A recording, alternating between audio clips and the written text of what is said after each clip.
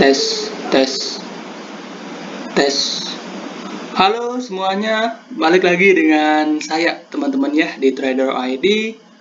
Seperti biasa, hari ini kita akan membahas IHSG dan 6 saham. Dan sebelum kita lanjut ke pembahasan, disclaimer on dulu. Karena video ini bukanlah ajakan untuk membeli maupun menjual suatu saham tertentu ya. Ini murni adalah analisa saya pribadi. Jadi silakan untuk teman-teman analisa ulang kembali. Karena nanti untuk keuntungan maupun kerugian itu kembali ke resiko masing-masing. Oke, so yang pertama IHSG hari ini naik ya 0,47%, ditutup di level 6873 dan ada foreign flow hari ini sekitaran 200 M ya. Dan Goto adalah saham yang paling banyak dibeli asing hari ini. Dan Goto hari ini juga naik lumayan tinggi ya. Di close kalau nggak salah di level 118 teman-teman ya.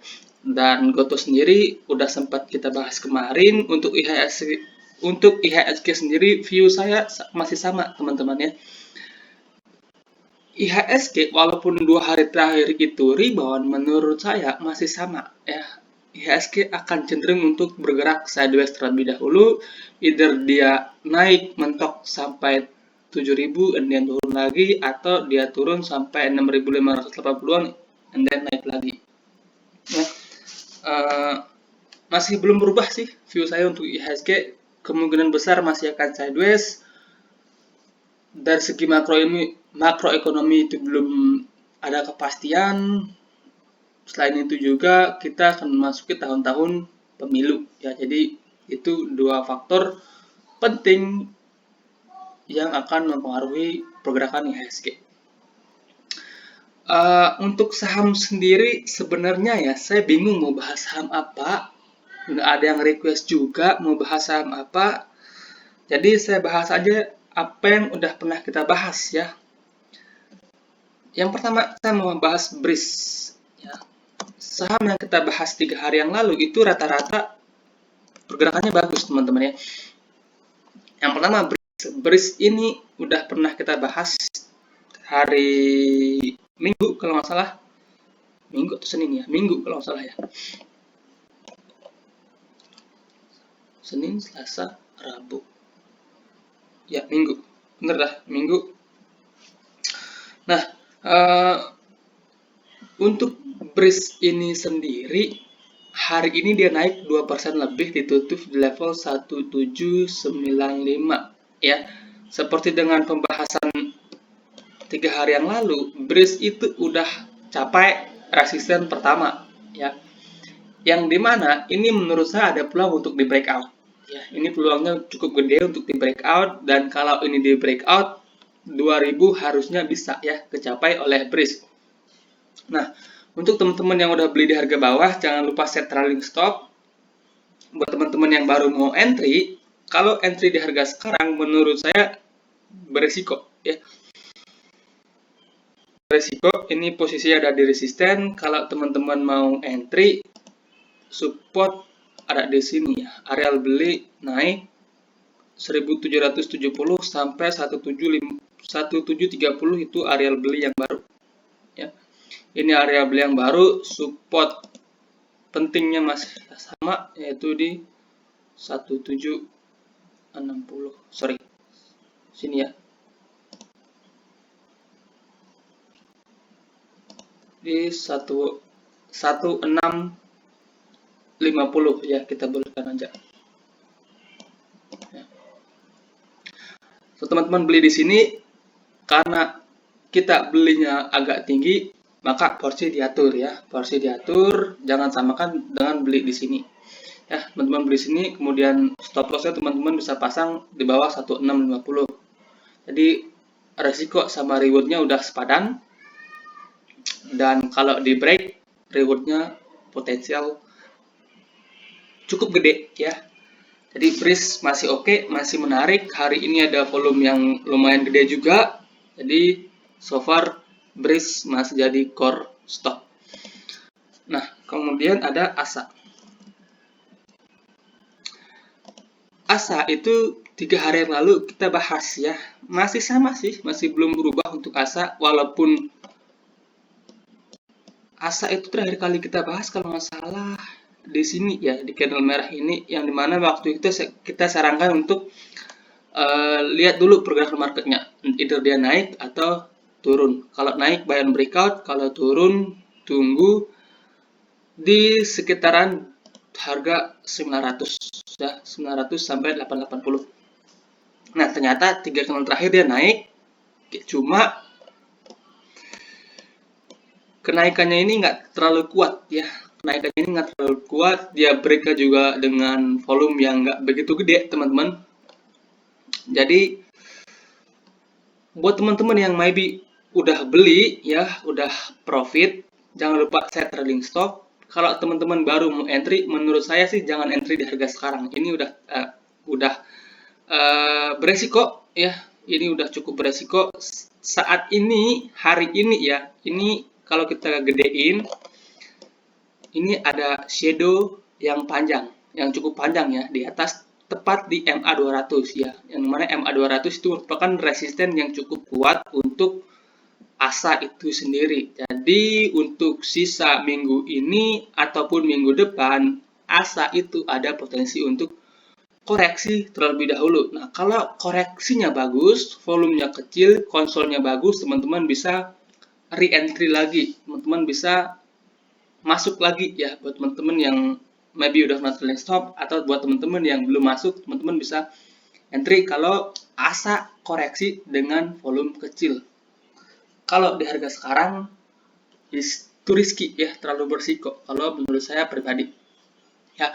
Tapi sekali lagi teman-teman bisa analisa ulang, sesuaikan dengan risk management masing-masing. Kalau menurut teman-teman masih works untuk beli di harga sekarang, ya silahkan ya. Your money is your responsibility. Kemudian ada auto. Auto jadi saham yang paling kencang ya. Auto kita bahas di sini ya kalau nggak salah ya. Ya, kita terakhir kali bahas di sini dan besoknya dia langsung naik ya. Buat teman-teman yang nunggu di bawah sini nggak dapet sih ya. Buat teman-teman yang berani beli agak atas walaupun porsinya kecil, saat ini posisinya udah cuan. Nah, untuk auto sendiri sebenarnya udah capai target ya. Ini kan dua panah ini target kita 3 hari yang lalu ya. Dia udah capai target. Titik tertingginya itu di level 2190 ya. 2 tick di atas, 2 tick di bawah target kita yaitu di 2200. Bisa dibilang udah capai target ya untuk auto. Untuk next gimana?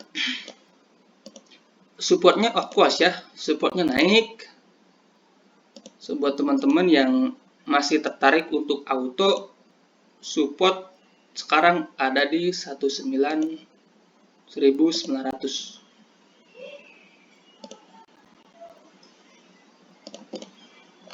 Kalau mendekati 1900, teman-teman bisa consider untuk entry ya.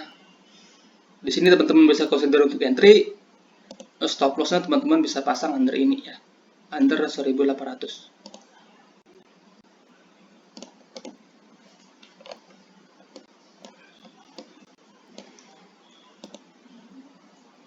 Kalau turun ke sini entry ya, entry yang pertama. Kalau turun lagi volumenya makin kecil, teman-teman bisa entry kedua di 1800 ya. Itu strategi kalau teman-teman baru mau entry auto. Menurut saya sih ini masih oke ya.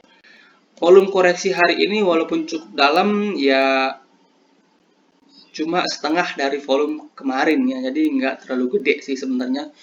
Jadi auto sendiri menurut saya masih oke, trennya masih bagus, koreksi bisa teman-teman manfaatkan untuk entry atau re-entry ya, buat teman-teman yang maybe udah sempat taking profit. Nah, jadi auto masih oke. Sektor-sektor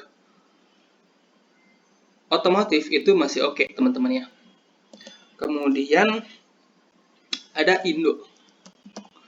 Indo ini 3 hari yang lalu sempat kita bahas juga dan masih belum kemana-mana ya.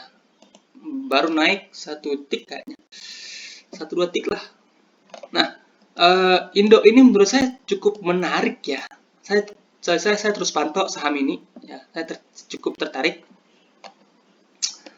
Konsolnya menurut saya bagus ya. Di sini dia sempat naik sampai gap up ya, naiknya dengan volume gede, kemudian 1, 2, 6 candle terakhir Indo itu konsol ya. Ini konsolidasi, volumenya tipis teman-teman. Jadi menurut saya ini cukup menarik ya buat diperhatikan.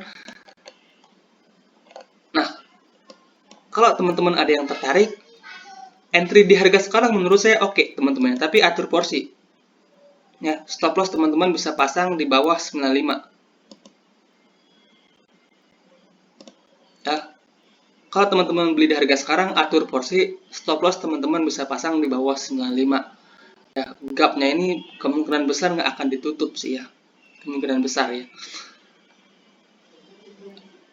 Dan kalau seandainya dia jebol 95, volumenya kecil ya, teman-teman entry-nya baru sedikit, maka teman-teman bisa entry lagi di 90 ya. 90 tetap jadi last support kalau menurut saya ya. Di sini ada garis trendline kecil juga. Kalau sana aja ke sini itu masih oke sih. Kalau menurut saya pribadi ya. Kalau dari segi cara saya menganalisa technical. Jadi Indo masih bisa buat dimasukkan watchlist. Kalaupun mau entry di harga sekarang, menurut saya cukup works dengan porsi yang teman-teman atur tentunya ya. Jangan langsung geblek dana gede, karena ini saham kecil. Jadi kalau teman-teman pakai dana gede, dibaca oleh market maker ya di dump. Selalu seperti itu ya. Nah, itu untuk Indo. Kemudian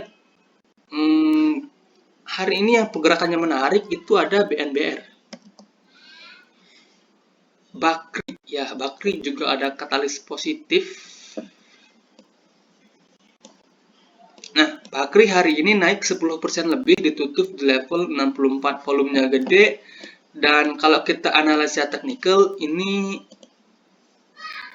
ada pattern yang di break.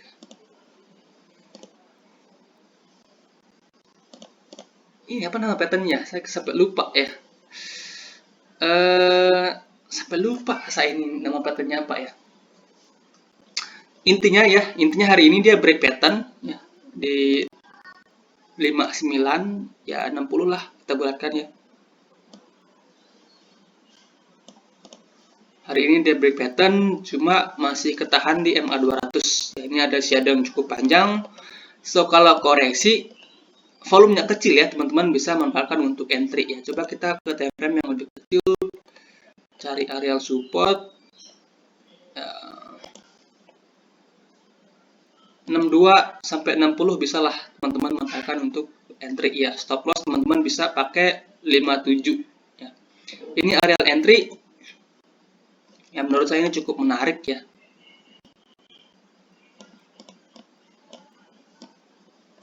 Menurut saya BNBR ini cukup menarik. Jadi teman-teman bisa manfaatkan untuk entry ya.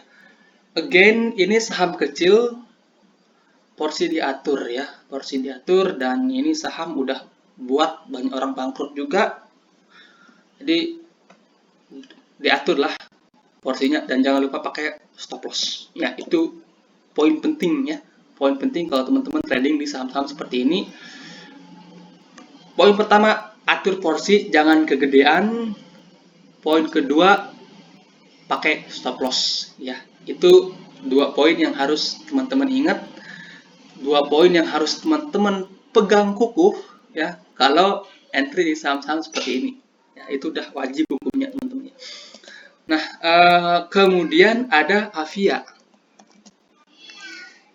Hari ini Avia menurut saya ya, ini pergerakannya cukup oke teman-teman ya. Hari ini dia naik 5% lebih, ditutup di level 670. Volumenya nggak terlalu gede ya. Memang saham ini kalau kita lihat dari segi volumenya nggak terlalu agresif ya. Ini saham baru-baru IPO juga, 2021 kalau nggak salah ya. 2022, sorry. Desember 2022.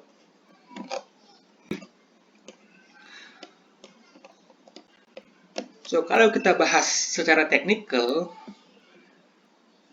posisi saat ini Avia sedang berada di resisten area, yaitu di sini. Ini ada resisten yang dimana ini udah sempat coba beberapa kali untuk di break tapi masih gagal, ya.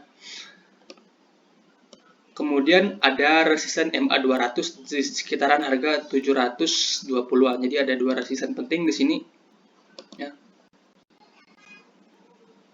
Dan posisinya itu berdekatan. So, kalau begini biasanya ya teman-teman ya, either dia naik dulu ke sini, habis itu koreksi, atau dia koreksi. Di sini dia konsolidasi sebentar, habis itu koreksi.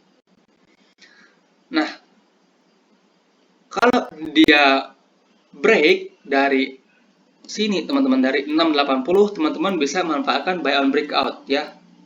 Atur porsi, ingat ya, atur porsi karena ini jarak resisten juga nggak terlalu jauh ya. Potensial gainnya juga nggak terlalu gede ya kalau teman-teman buy on breakout. Nah, kalau seandainya dia koreksi, teman-teman bisa entry di sini.